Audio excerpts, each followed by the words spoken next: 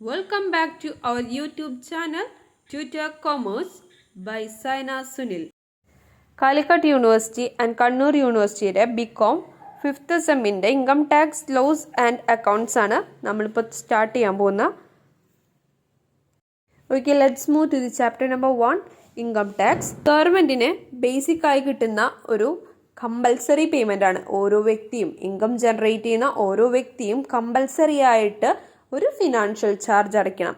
അതിനെ പറയുന്ന ഈ ഒരു ടൈപ്പ് നിർബന്ധമായും അടയ്ക്കുന്ന ഒരു ടൈപ്പ് ടാക്സ് മീൻസ് നികുതി എന്ന് നമുക്ക് എന്ത് പറയാം, ലെവിനെയാണ് നമ്മൾ എന്ത് പറയുന്നത്, ടാക്സ്. ഈ കമ്പൽസറി ഫിനാൻഷ്യൽ ചാർജിനെയാണ് ടാക്സ് എന്ന് പറയുന്നത്.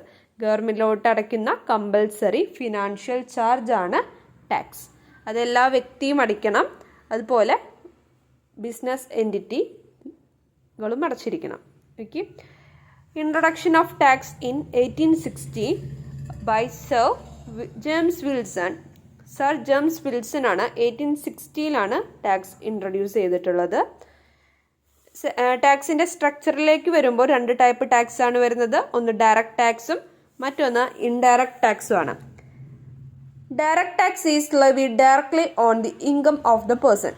ഡയറക്റ്റ് ആയിട്ടുള്ള ടാക്സിനെയാണ് ഡയറക്റ്റ് ടാക്സ് പറയാം. അവിടെ ഒരു വിധത്തിലും ഒരു ഇൻ്റർമീഡിയറ്ററി ഇല്ലാതെ, തേർഡ് പേഴ്സൻ്റെ ഒരു സഹായം ഇല്ലാണ്ട് ഡയറക്റ്റ്ലി ഗവൺമെൻറ്റിലേക്ക് ഒരു പേഴ്സൺ അല്ലെങ്കിൽ ഒരു ലീഗൽ എൻറ്റിറ്റി പേ ചെയ്യുന്ന ഡയറക്റ്റ് ടാക്സിനെ പറയുന്നതാണ് direct tax. For example, income tax, property tax, etcetera. Then the second type of tax is indirect tax. Okay, indirect tax are the tax is levied by an intermediary. Tax അടയ്ക്കുന്നത് ഒരു ഇൻ്റർമീഡിയറ്ററിയുടെ സഹായത്തോട് കൂടിയിട്ടാണെങ്കിൽ ആ തരത്തിലുള്ള ടാക്സിനെയാണ് indirect tax എന്ന് പറയാം. For example, service tax, sales tax, value added tax, customs duty, excise duty, etcetera.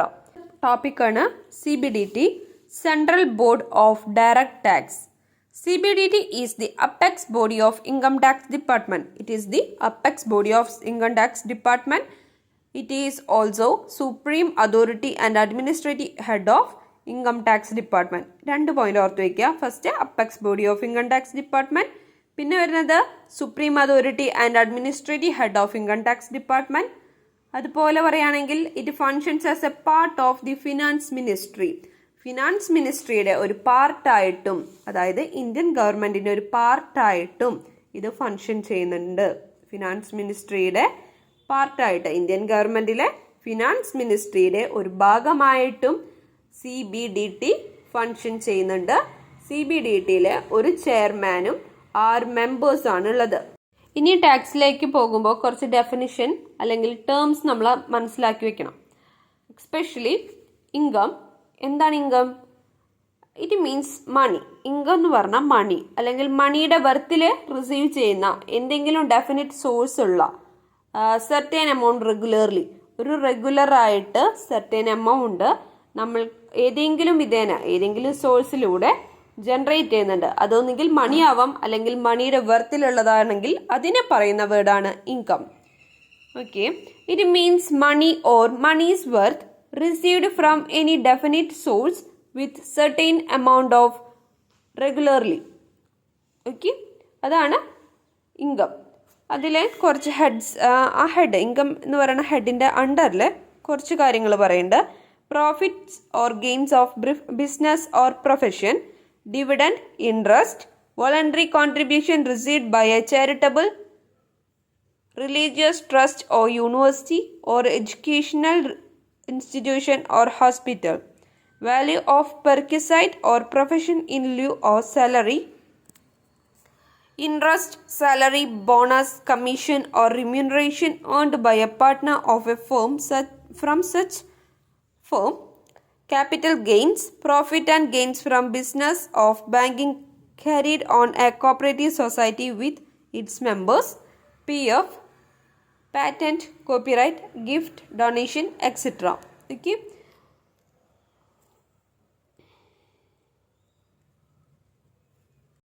അതിലൊരു doubt വരിക, profit in lieu or salary.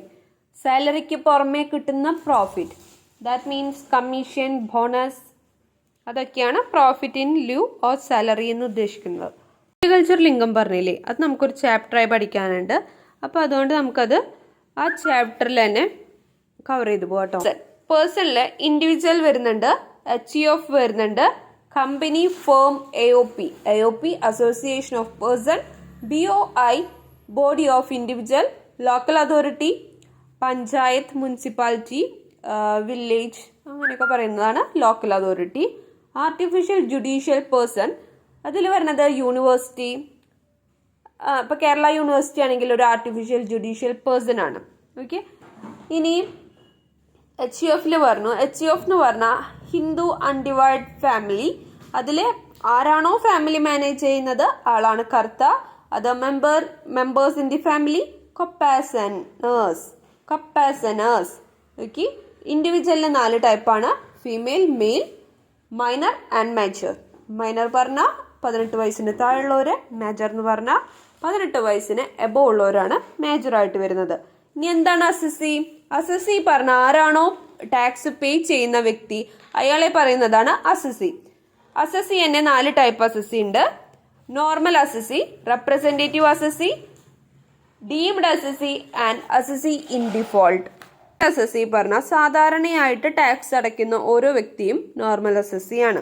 Representative assessee, അതിൽ വരുന്നത് ഒരാൾക്ക് പകരം വേറൊരാൾ ടാക്സ് അടയ്ക്കുന്നതാണ് റെപ്രസെന്റേറ്റീവ് അസസി.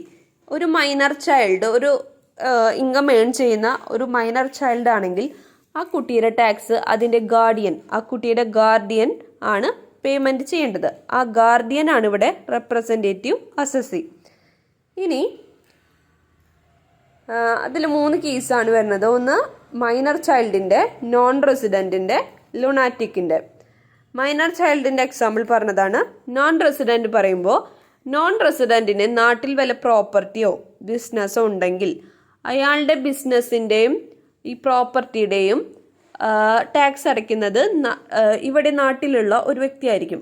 ആ ഒരു വ്യക്തിനെ, നോൺ റെസിഡൻറ്റിൻ്റെ പ്രോപ്പർട്ടിക്ക് വേറൊരു വ്യക്തി ടാക്സ് അടയ്ക്കുന്നതിനെയാണ്, ആ ഒരു വ്യക്തിനെയാണ് നമ്മൾ എന്ത് പറയുന്നത്? റെപ്രസെൻറ്റേറ്റീവ് അസസി എന്ന് പറയുന്നത്. ഇനി ലുണാറ്റിക് ആയിട്ടുള്ള ഒരു വ്യക്തി, മെൻ്റലി ഇല്ലായിട്ടുള്ള ഒരു വ്യക്തിക്ക് ഒരുപാട് സ്വത്തും കാര്യങ്ങളുണ്ട്, അതിന് ടാക്സ് അടയ്ക്കുമ്പോൾ ആ വ്യക്തി അതിന് ഡിസബിൾ ആണ്, ലുണാറ്റിക് ആണ്, പക്ഷെ ആ പ്രോപ്പർട്ടിക്ക് ടാക്സബിൾ ആണ്. അങ്ങനെയുള്ള പ്രോപ്പർട്ടിക്ക് ടാക്സ് അടയ്ക്കാൻ ഒന്നെങ്കിൽ ആ വീട്ടിലുള്ള വേറെ ആരെങ്കിലോ അല്ലെങ്കിൽ അതിനൊരു ലീഗൽ അഡ്വൈസറൊക്കെ ഉണ്ടാവും. അങ്ങനെയുള്ള ഒരു വ്യക്തിയുടെ ടാക്സ് വേറൊരാൾ റെപ്രസെൻറ്റേറ്റ് ചെയ്തിട്ട് പേയ്മെൻറ്റ് ചെയ്യുന്നതിനെയാണ് റെപ്രസെൻറ്റേറ്റീവ് അസസി എന്ന് പറയാം. ഈ 3 പേരുടെ കേസാണ് അതിൽ വരുന്നത് കേട്ടോ.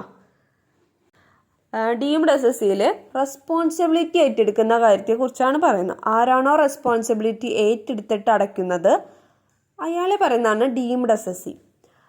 ഫോർ എക്സാമ്പിൾ, ഒരു വീട്ടിലെ അച്ഛന് 3 മക്കളാണ്. 3 ആൺകുട്ടികളാണ് വിചാരിക്കുക. അവർക്ക് 6 പേരിലും ഒരു വിൽപത്രം എഴുതാണ്ടാണ് അച്ഛൻ മരിച്ചത്. അങ്ങനെയാണെങ്കിൽ ആ ഒരു ഫാമിലിയിൽ ഒരു തർക്കം വരും, ആര് ടാക്സ് അടയ്ക്കണം എന്നുള്ളതിൽ. അതിന് ഗവൺമെൻറ് റൂൾ വെച്ചിട്ടുണ്ട്. എൽഡസ്റ്റ് സൺ ആരാണോ അയാളാണ് ആ ടാക്സ് അടയ്ക്കേണ്ടത്, അയാൾക്കാണ് അതിൻ്റെ റെസ്പോൺസിബിലിറ്റി. ഓക്കെ, ആരാണ് റെസ്പോൺസിബിലിറ്റി ഏറ്റെടുത്ത് അടയ്ക്കുന്നത് അയാളാണ് ഡീംഡ് അസസി. അത്രേ ഉള്ളൂ. ഇനി അസസി ഇൻ ഡിഫോൾട്ട് ആണ്. Assessee in default who fails to fulfil his statutory obligation. ആരാണോ അയാളുടെ സ്റ്റാറ്റ്യൂട്ടറി ഒബ്ലിഗേഷൻ ഫുൾഫിൽ ചെയ്യാൻ പറ്റാതെ പോകുന്നത്, അതല്ലേ ഫെയിലിയർ. ആരാണോ ഫെയിലാകുന്നത്, സ്റ്റാറ്റ്യൂട്ടറി ഒബ്ലിഗേഷൻ നടത്താൻ പറ്റാത്ത ആൾക്കാരെയാണ് അസസി ഇൻ ഡിഫോൾട്ട് എന്ന് പറയുന്നത്. അതിനൊരു എക്സാമ്പിൾ പറയുകയാണെങ്കിൽ, ഒരു എംപ്ലോയിക്ക് ക്യാഷ് സാലറി കൊടുക്കുന്നതിന് മുന്നേ ടാക്സ് പിടിക്കാതെ കൊടുത്തു കഴിഞ്ഞാൽ അത് എന്തായിരിക്കും?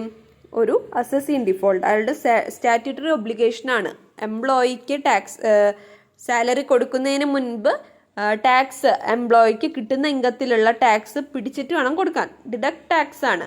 അയാൾ ഫെയിലായി നേരിട്ട് എംപ്ലോയിക്ക് ടാക്സ് ഫുള്ള് ടാക്സ് പിടിക്കാണ്ട് ഫുൾ എമൗണ്ട് സാലറിയായി കൊടുത്തിട്ടുണ്ടെങ്കിൽ അങ്ങനെയുള്ള വ്യക്തികൾക്ക് പറയുന്നതാണ് അസസി ഇൻ ഡിഫോൾട്ട്. ഓക്കെ. ഇനി എന്താണ് അസസ്മെൻറ്റ്? അസസ്മെൻറ്റ് എന്ന് പറഞ്ഞാൽ എൻറ്റയർ പ്രോസസ്സാണ്.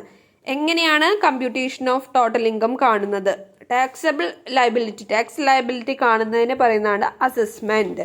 പ്രീവിയസ് ഇയർ എന്ന് പറഞ്ഞാൽ ഏത് വർഷമാണോ ഇൻകം ഏൺ ചെയ്യുന്നത് അതിനെയാണ് പ്രീവിയസ് ഇയർ എന്ന് പറയാം. ഇനി അസസ്മെൻറ്റ് ഇയർ എന്ന് പറയുമ്പോൾ അസസ്മെൻറ്റ് ഇയറിൽ ടാക്സ് റിട്ടേൺസ് ഫയൽ ചെയ്തതും ടാക്സ് എൻറ്റയർ പ്രോസസ്സ് അസസ്മെൻറ്റ് ചെയ്യുന്നതും ഇൻകം ഏൺ ചെയ്ത ഇയറിൽ വെച്ചിട്ടായിരിക്കും. പ്രീവിയസ് ഇയറിൽ വെച്ചിട്ടാണ് ടാക്സ് ഏതൊക്കെയാണ് ടാക്സ് അടയ്ക്കേണ്ടതെന്നും ഏതൊക്കെ ഇൻകം ജനറേറ്റ് ചെയ്തതെന്നുള്ള കാൽക്കുലേഷൻ ചെയ്യുന്നത്. ഫോർ എക്സാമ്പിൾ 2025 to 2026 ആണ് അസസ്മെൻറ്റ് ഇയർ. പ്രീവിയസ് ഇയർ തൊട്ട് മുന്നത്തെ 2024 to 2025. ഫസ്റ്റ് പറഞ്ഞതിൽ ഷിപ്പിംഗ് ബിസിനസ് ചെയ്യുന്നവർക്ക് 6 മാസം അവർ കടലിലും 6 മാസം ലാൻഡിലായിരിക്കും അവരുടെ വർക്ക് വരിക. അങ്ങനെയുള്ളവർക്കുള്ള എക്സംഷൻ ഉണ്ട്.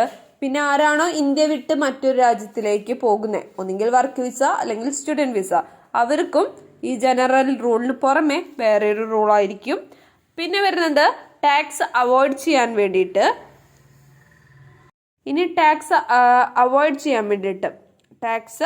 ചെയ്യാന്ന് പറഞ്ഞാൽ അത്ര അധികം സ്വത്തുക്കളുണ്ട്. അപ്പം ടാക്സ് അടയ്ക്കുന്ന ഒരു ബാധ്യത കുറയ്ക്കാൻ വേണ്ടിയിട്ട് കുറച്ച് സ്വത്ത് ഭാര്യയുടെയോ അല്ലെങ്കിൽ കുറച്ച് സ്വത്ത് അനിയന്മാരുടെയോ അങ്ങനെ ആരെങ്കിലും സിബ്ലിങ്സിൻ്റെ പേരിൽ ട്രാൻസ്ഫർ ചെയ്യുന്ന അങ്ങനെയുള്ള ആൾക്കാർക്കും എന്താ പറയുക, ടാക്സ് ആ സെയിം ഇയറിലായിരിക്കും കാൽക്കുലേറ്റ് ചെയ്യുക. പിന്നെ പറയുന്നത് AOP BOPയുടെ കേസ് പറഞ്ഞു. അതുപോലെ തന്നെ പ്രൊഫഷനോ ബിസിനസ്സോ എന്തെങ്കിലും ഡിസ്കണ്ടിന്യൂ ചെയ്യാണ്. സാധാരണ ഒരു ബിസിനസ്സൊക്കെ കുറേ കാലങ്ങളോളം പോണതാണെങ്കിലും ചിലവർക്കത് മുന്നോട്ട് കൊണ്ടുപോകാൻ പറ്റാത്തൊരു കണ്ടീഷൻ, ഡിസ്കണ്ടിന്യൂ ചെയ്യുക അല്ലെങ്കിൽ ഇൻ കേസ് ഷട്ട് ഡൗൺ ചെയ്യേണ്ട ഒരു സിറ്റുവേഷൻ വന്നു കഴിഞ്ഞാൽ ആ സെയിം ഇയറിൽ തന്നെ ടാക്സ് കാൽക്കുലേറ്റ് ചെയ്യും.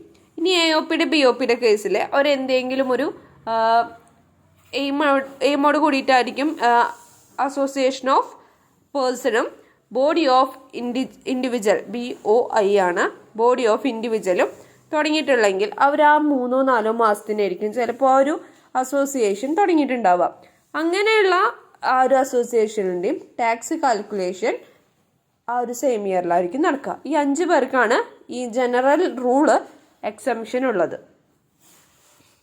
That's about for today. Thank you for watching.